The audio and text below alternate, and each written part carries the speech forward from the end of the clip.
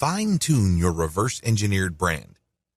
Now that you have reverse-engineered your competitors and you have examined certain elements of their website, as well as marketing strategy critically, the next step is to look for patterns. Look for the industry standard. When you look at the content that your competitors publish, as well as their ads, their brand values, and their site layout among others, a certain pattern should emerge. There should be some sort of pattern that you would see that pretty much unites all your competitors. Their sites may look very different from each other, and their content is obviously different enough. But when you look at the themes, topics, and overall design philosophy they follow, many of those sites actually share quite a bit of similarity. Pay attention to this. Use this as industry standard of your high-ticket sales niche. How come? They wouldn't have that commonality if it doesn't work at some level or another. There's a reason why photography services, legal services, certain types of medical specialties share similar design and content patterns.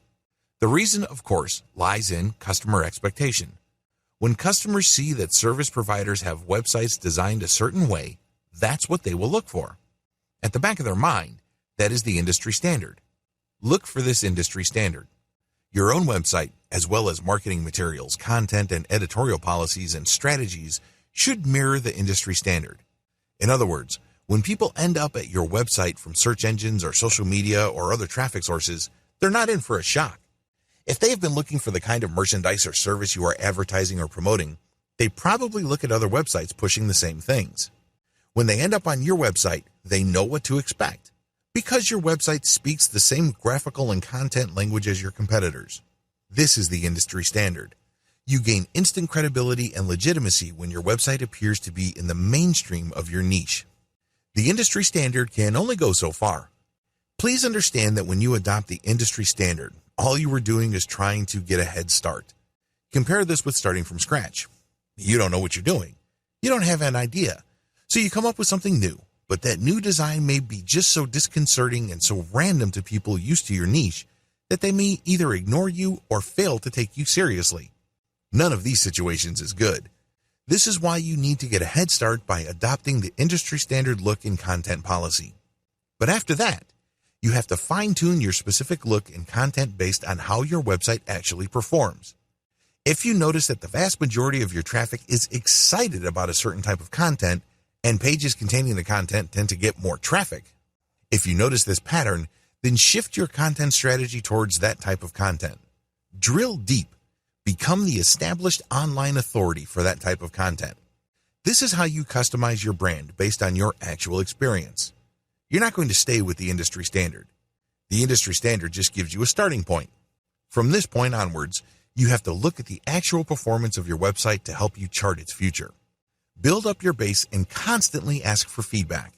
To build a solid brand in any high-ticket niche, you cannot insulate yourself from your audience. You have to create a community around your content. Look at them as your base. Look at them as your partners. Constantly engage with them. Constantly ask for feedback.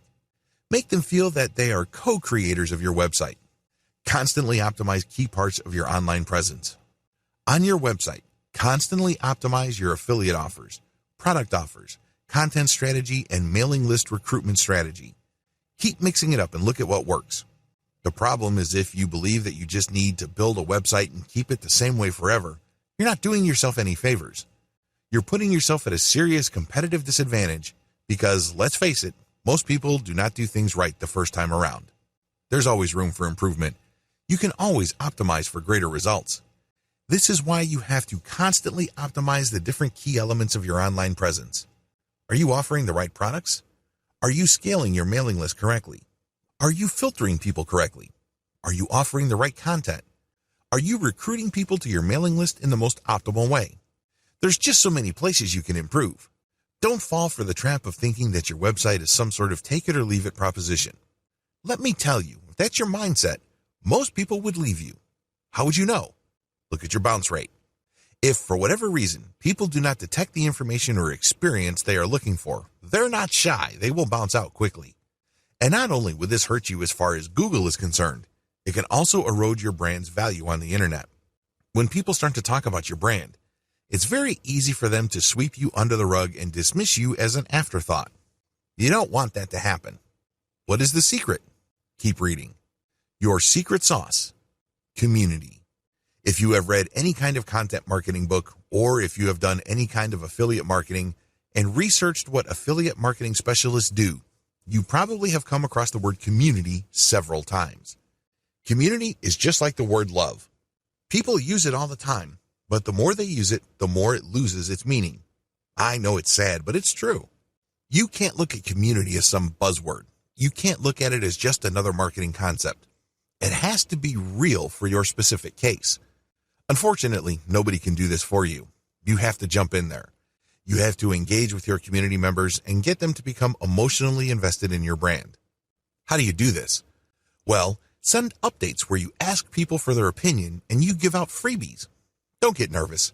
Just because you're giving out freebies doesn't mean that you're giving out money.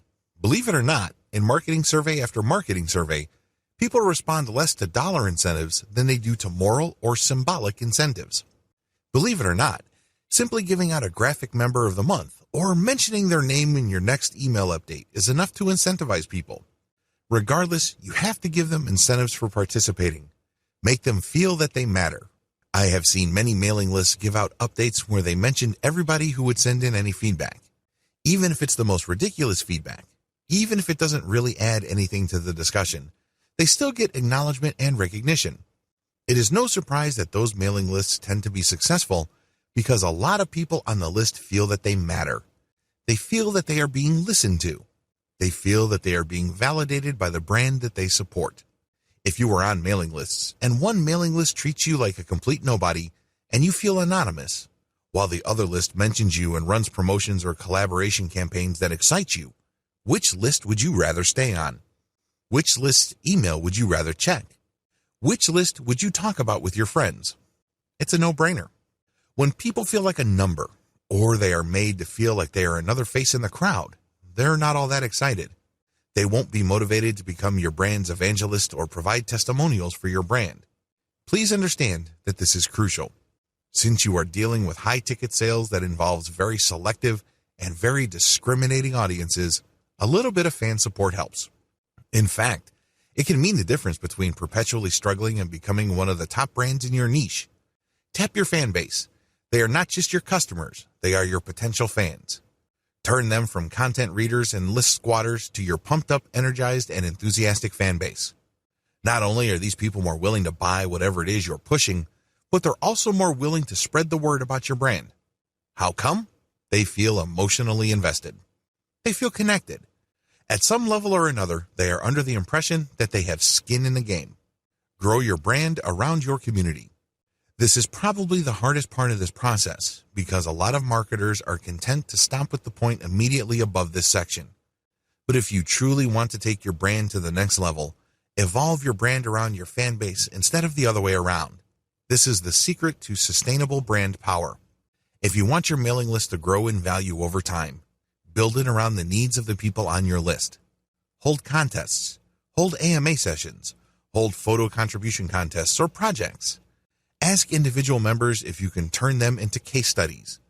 These are just some of the many ideas that you can use to build community. Remember, your list is not just a collection of people who have given you their legal consent to send them messages. Your list is a relationship. Treat it like one.